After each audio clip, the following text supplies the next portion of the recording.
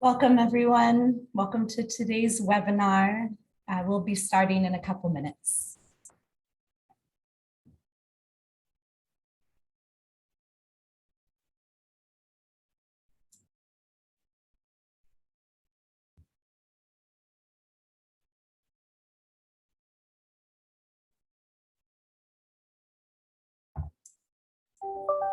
Okay.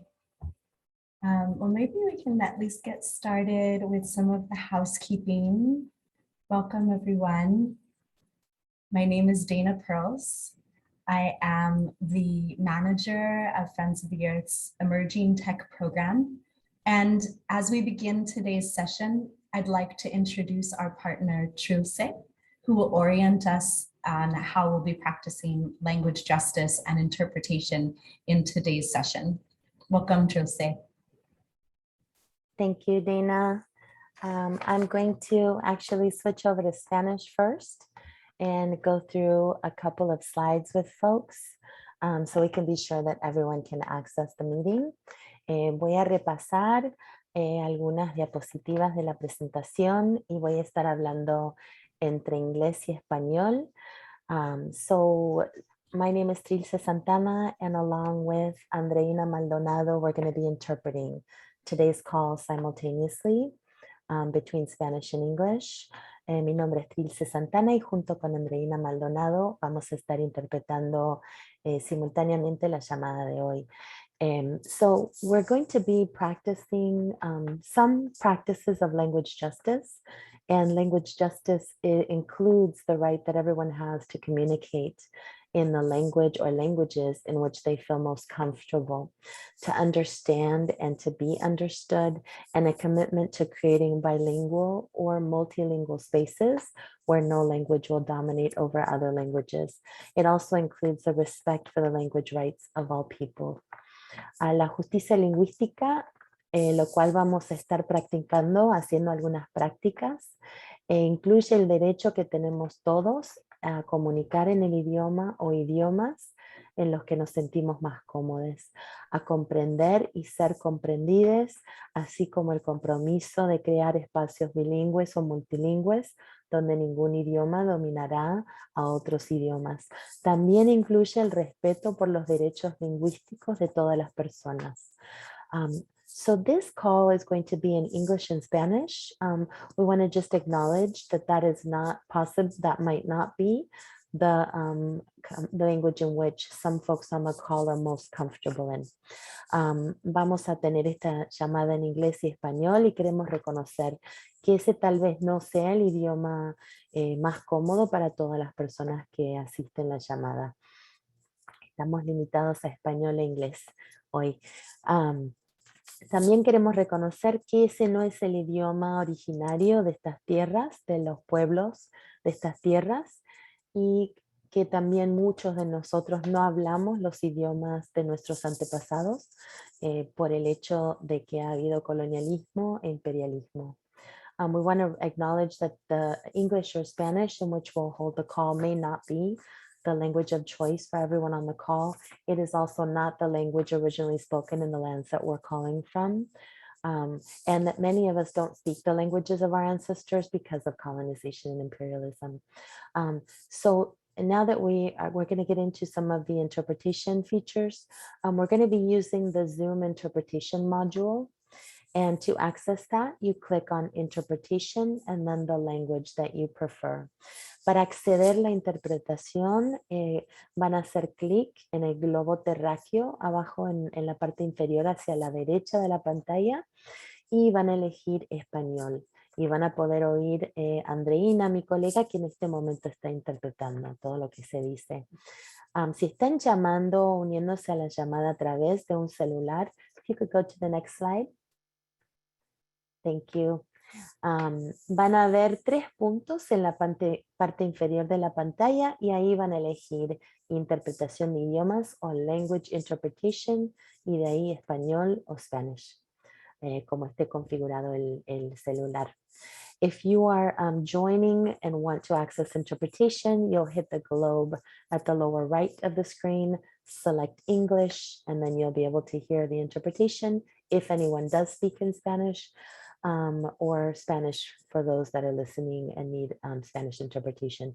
If you're joining through a phone, a cell phone, you can select the 3 dots at the bottom of the screen, then select language interpretation, and then the language of your choice. Please let us know if anything is not working by sending a message in the chat. Por favor, avísenos si por alguna razón están teniendo problemas escuchando la interpretación, enviándonos un mensaje en el recuadro del chat. Thank you very much, and I'm going to pass it back to you, Dana. Muchas gracias. Thank you so much. So there's just a couple of housekeeping things. Thank you so much, Jose and Andreina, for your support. We are recording the speakers, and we will be turning off the recording for the Q&A, the questions and answers. I encourage everyone to use the chat box early and often. And in addition to using the chat, please ask your questions or share your reflections in the Q&A. There's a bottom at the button of your screen that says Q&A, and you can put questions there. And we will be answering questions at the end when all the panelists are done. You'll also notice that we'll be sharing prompts in the chat in both English and Spanish. I'll do my best to translate some of the comments in the chat, but probably won't be translating everything. So now I'd like to introduce our panelists.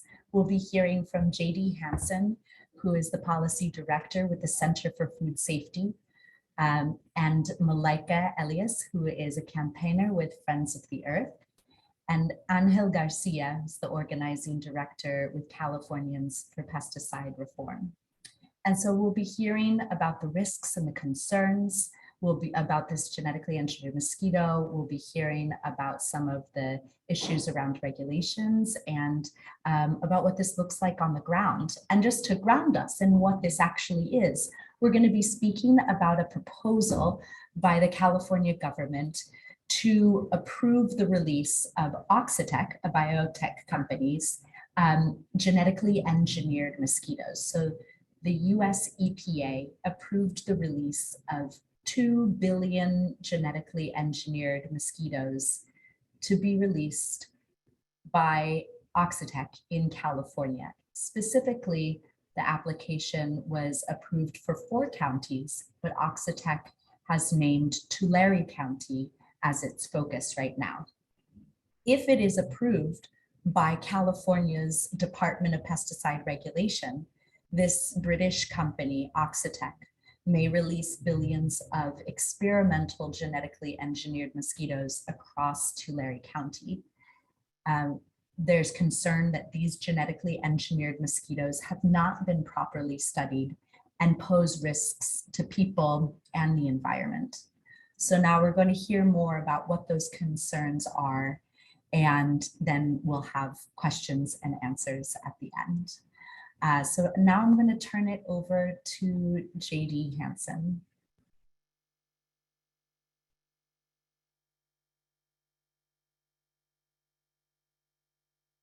JD, you're on mute.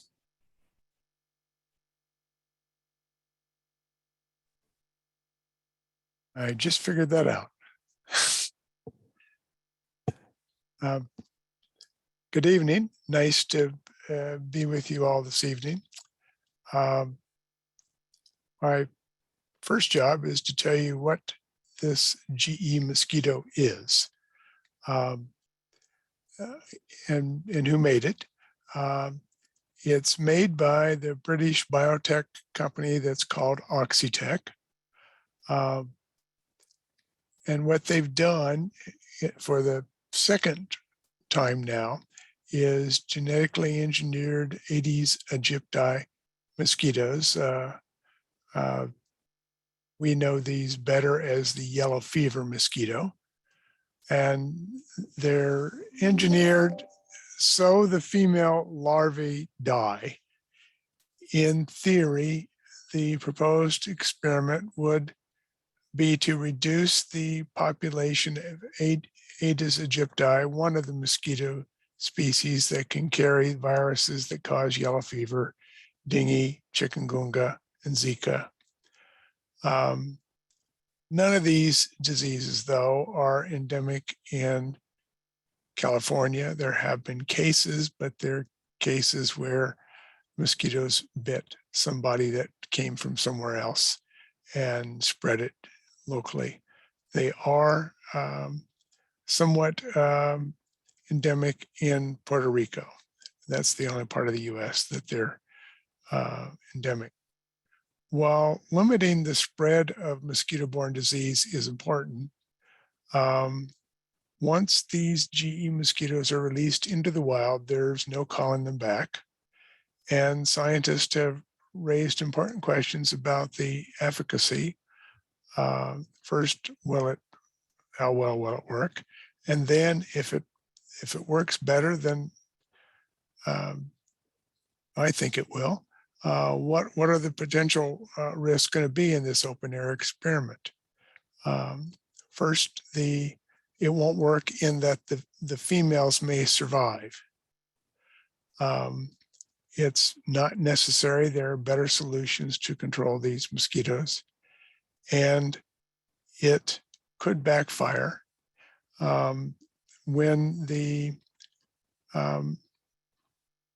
company released its earlier draft of the mosquito in Brazil, what scientists found was that they lived in the environment. They mated with wild mosquitoes, and they survived. Now, this new version is supposed to be designed to kill the females so that only male GE mosquitoes survive and spread for multiple generations. If they are successful at producing 0 female mosquitoes and make sure that the next generation dies off, will be a first. Oxitec's GE mosquito was made from a wild mosquito strain imported from Mexico. Its genes will spread in the population when it's released, adding this new genetic component to the mosquitoes you already have in California. Scientists call this spread of genes introgression. And the degree of integration is likely to be significantly higher than the earlier strain due to the higher larval survival rates. And it's likely to be higher because of the huge number of mosquitoes they plan on releasing. Well, what does this mean for Tulare? Well, we have to worry about vector competence. That is, how well will a mosquito strain spread diseases? And this varies a lot. Will this Mexican strain spread dengue, chikungunya, or Zika more than the current local strains? We don't know because it hasn't been tested for that. I think I'm on slide 8 now.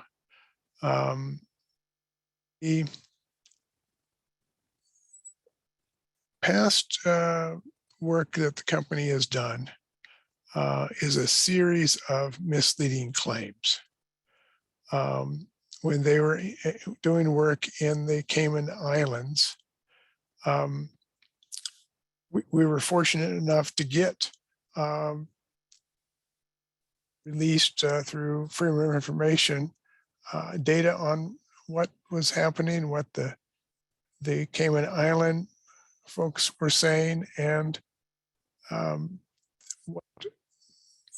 what we found from the researchers in the Cayman Islands was that while Oxitec and the Monroe County Mosquito Control District were making, public statements proclaiming major reductions in the Aedes aegypti population in the treatment area, the data did not support it. The data recorded showed no significant reduction in the abundance of Aedes aegypti in the release area. And there was a significant increase in the number of female mosquitoes corrected. In short, the Cayman Islands could have wasted a lot of money had they decided to go to this route to control the mosquitoes. Is it safe for humans and animals? There will be a massive releases of these mosquitoes in local environments. What we expect is that, there will be so many mosquitoes in some localities that you'll have to be careful not to breathe them in. The temporary drop in the wild Aedes aegypti population in the release area will likely be followed by a rebound. We can move on to the next slide. A hybrid mosquito,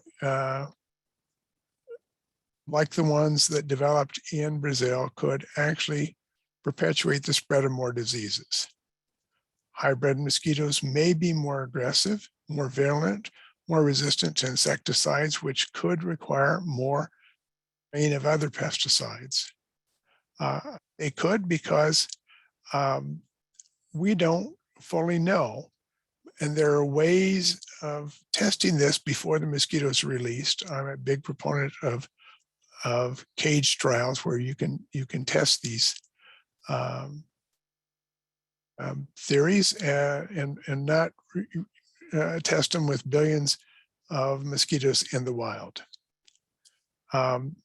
Big question, especially around Tulare, is will these GE mosquitoes survive in the environment? They can evolve resistance to the killing mechanism, which in this case, it's the killing mechanism is lack of tetracycline. They've been engineered to require tetracycline. When they don't get tetracycline, the females die. Well, the problem is there's all of these citrus trees around the Tulare area are being sprayed with tetracycline now to control the citrus green disease. All of the concentrated agriculture operations around Tulare County also have a lot of tetracycline. So you have a lot of the chemical that keeps the females alive will be there. The EPA says you have to make sure that there are 500 meters, but there are people that 500 meters from the farms that are doing tetracycline, but there are people that are growing citrus in their own backyard, and some of them are already using tetracycline to treat citrus greening disease. So, you can't guarantee that these mosquitoes aren't going to get it. Then one of the things that just gripes me when I read the EPA materials is that they have whited out or blacked out, the company, lots of data.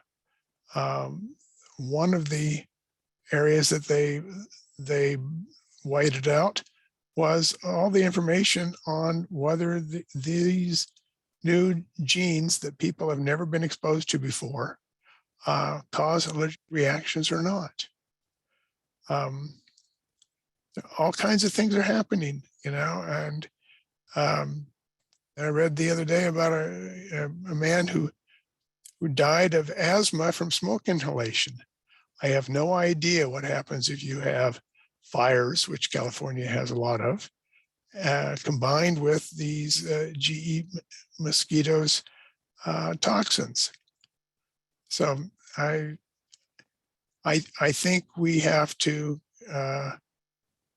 conclude that the only reason the EPA says that they can't call this allergenic or toxic is because they haven't adequately tested it to find out. How am I doing, Dana? You're doing great. Thanks, JD. Okay. All right. And if the EE mosquitoes survive, or if they make the females in the environment more virulent, it can go out and spread these proteins by biting you. Or if they're having so many as they did in Brazil that you end up swallowing them, the exposure can come that way. So there's a lot of questions that haven't been answered, and there are ways to do it by testing some of these theories in the lab, and they didn't do that. So I hope the California Department of Pesticide Regulation will make the company go and do what the EPA didn't make them do. I think that's a good lead into Malika's. Great, thanks, JD. Hi, everyone. So one of the biggest concerns that we have, in addition to those just mentioned by JD, is that we don't really have systems in place to be able to do experiments like this responsibly. In particular, there's really no way to evaluate, monitor, or have oversight of this project because these important systems haven't been mandated by any regulatory body. Currently, the company Oxitec is basically monitoring and evaluating its own experiment. There are no interdisciplinary scientific advisory panels to give expert opinions on this experiment. The only people that are weighing in are scientists that work for Oxitec, which is extremely problematic. Because of this, the company is able to hide a lot of data and claim to be successful, even though their product hasn't been assessed properly by outside sources. And the unavailability of public data is especially concerning because Oxitec's experiments may not even show whether they reduce the number of Aedes aegypti mosquitoes, which would just make the experiment pointless. So despite the EPA's approval, there are no national or state regulations specific to genetically engineered insects. GE insects are being forced into the pesticide category, but the regulations that govern pesticides are outdated and they're not very applicable to GE insects. The lack of transparency with which Oxitec is operating regarding this public data is extremely concerning. As we mentioned before, critical information is being protected as something called confidential business information, which the public cannot access. And some of the key questions that need to be answered with research prior to the Department of Pesticide Regulation making a decision include questions about the lab data that shows that females won't be released, the toxicity impacts, including data about allergies and what the impacts are from ingesting the mosquitoes, like JD was just talking about, the field trial data from the experiment in Florida needs to be fully accessible and reviewed, and it has not been. And overall, a decision would be incomplete without the review of these questions, along with the really concerning unanswered questions about allergies and toxicity that JD discussed.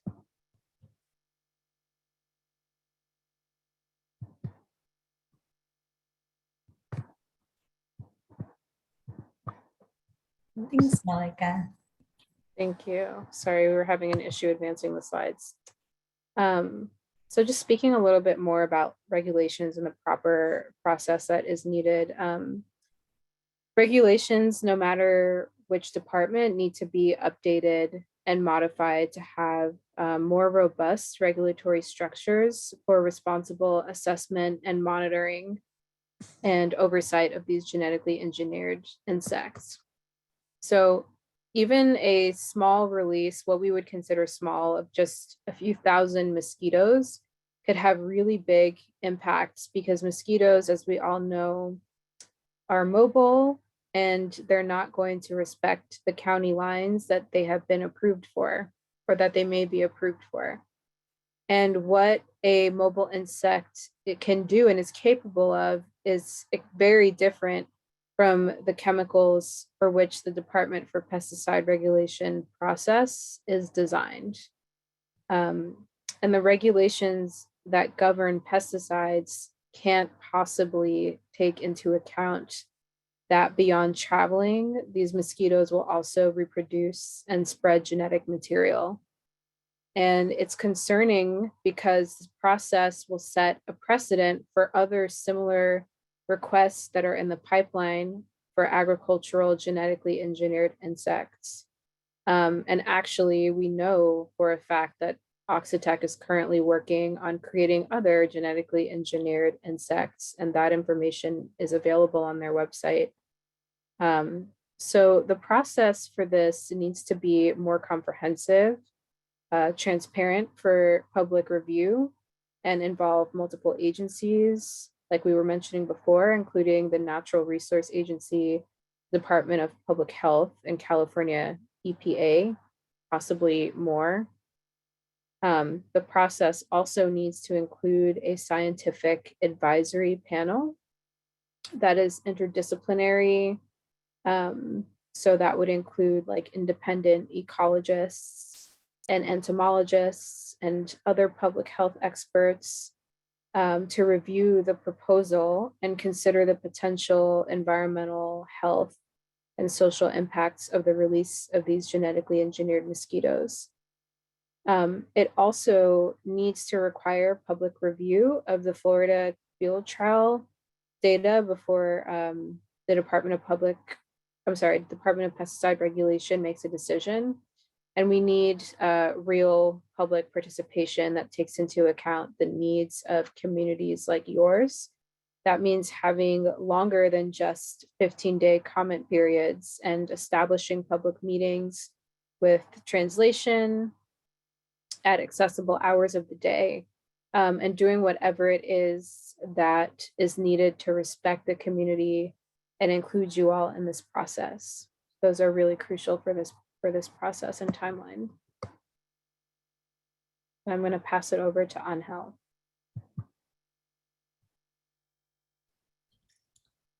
Thank you, Malika, and good evening, everyone. Again, my name is Angel Garcia. I am born and raised in Tulare County.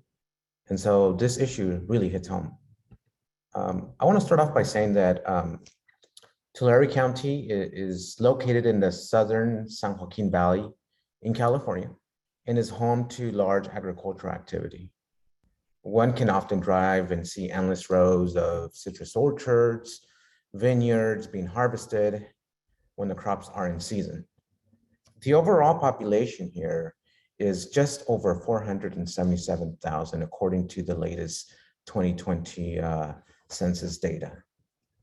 And currently, the largest group in the county is the Latinx community, which makes up 65% of the overall population in this county.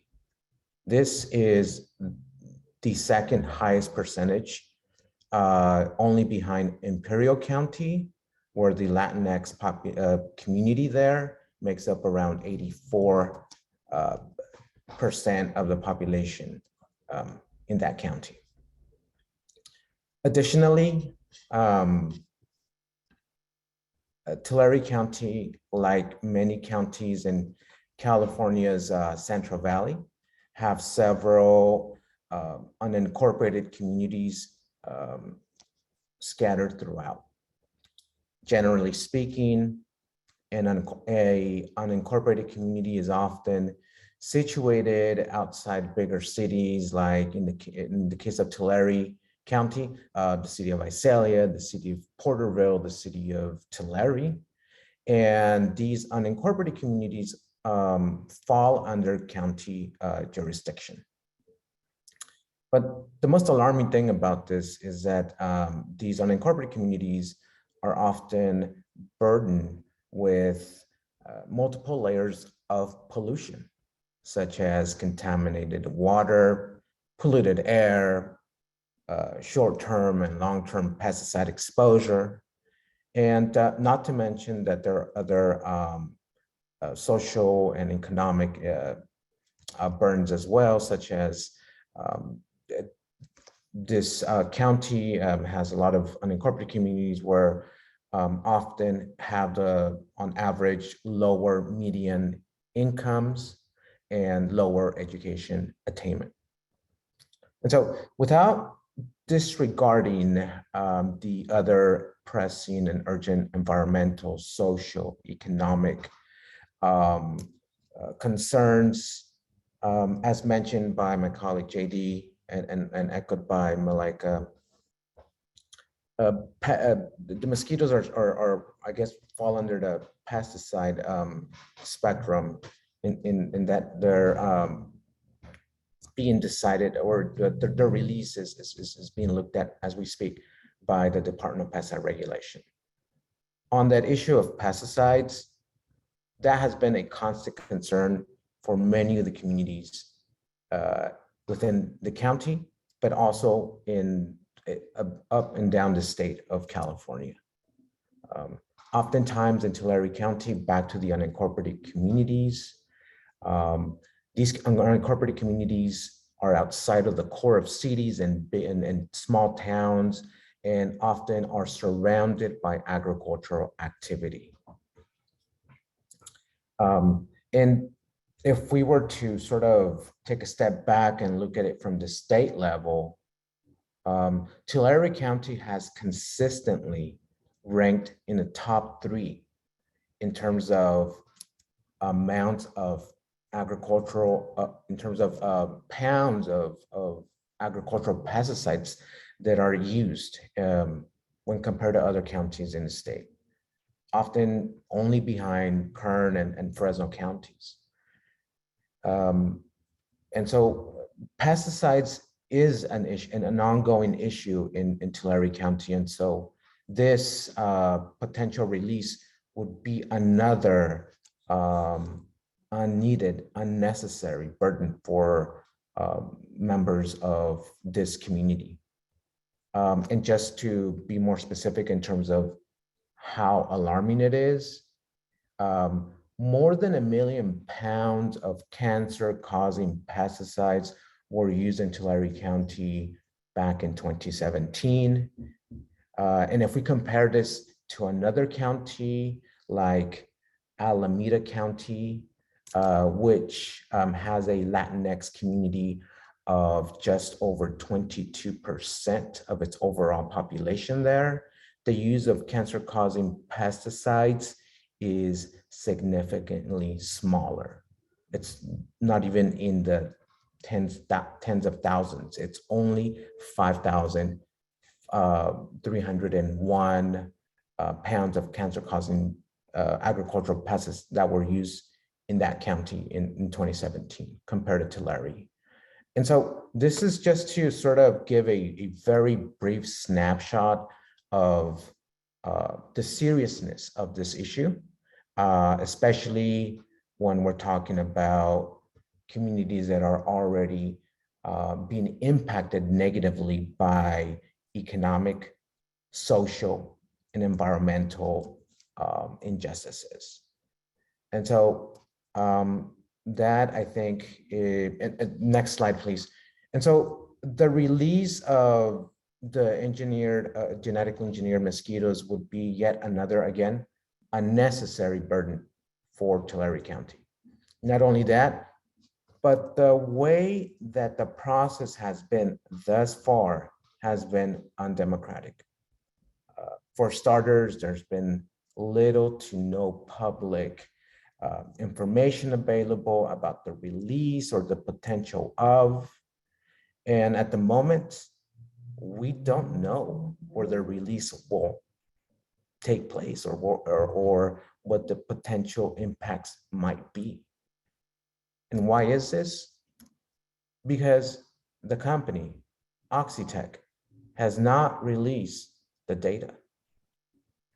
And so I think it's really, and the only thing that has really been circulating here insofar and what we've been hearing from community members is that Oxitec has already been circulating potential job employment.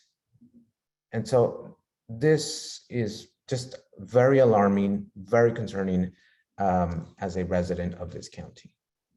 We must not forget that we as a community have a right to be fully informed and the right to being part of this a democratic decision-making processes that are involved in this case. So I would like to just briefly mention that also when it came to the public participation, it has been just very disappointing. 15 days for public comment on something so important is simply unacceptable.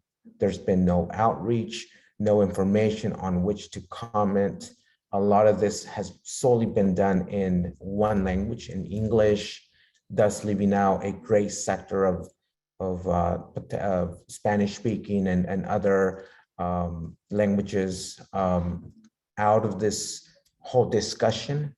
And at the county level, there's been little dissemination of information and really no real sort of clear direction in terms of where the public can get information or to at least find out that this is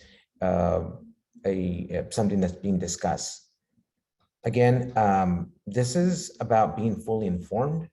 This is about the right to the democratic decision-making process. And as mentioned earlier, this is a public health concern. Next slide, please. And then just to sum it up, I mean, this experiment is a violation of our community, of community trust. And this is about community consent. This is about community transparency.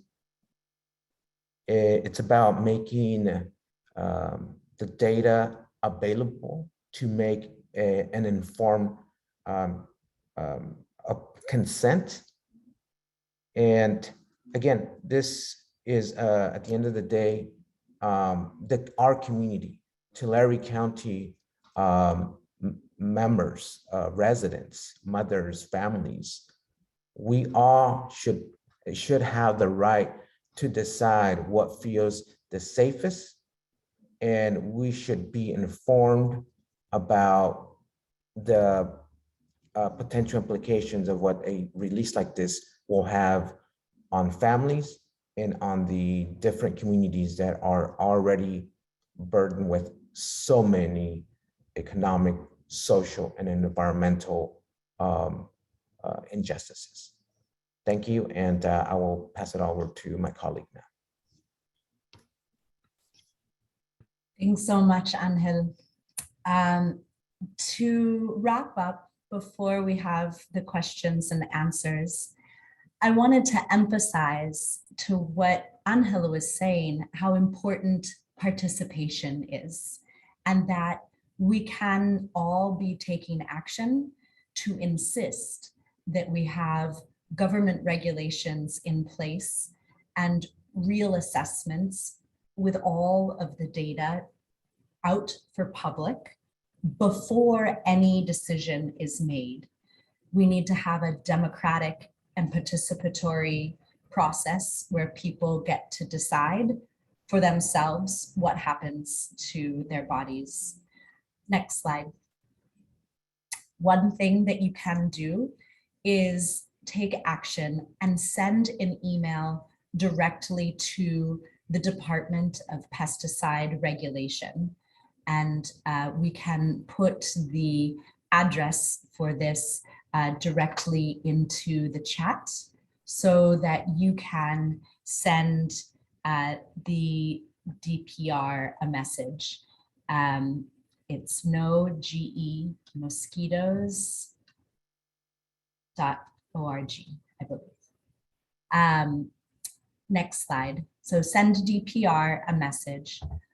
On the Friends of the Earth website, we also have resources. There are flyers written in Spanish and English to share with communities and to share with your friends that are very short. And then there's longer ones that are a page and 4 pages and 20 pages, depending on how much information you would like at which scientific level.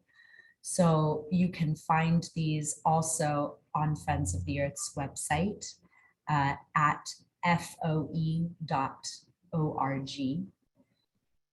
Next slide. We also have lots of social media for Facebook or Instagram. It's really important that you are the more trusted messenger. And so tell your friends, tell your family, your neighbors, that we need to be raising our voices and saying to the California EPA and Department of Pesticide Regulation that this is not what's needed. It's unnecessary and it's unwanted. These images are shareable. So if you send the organizers at the end of this webinar an email, we can send you images. And next slide. We also have videos that are in Spanish and English that you can share with your friends and neighbors and family on social media and in emails.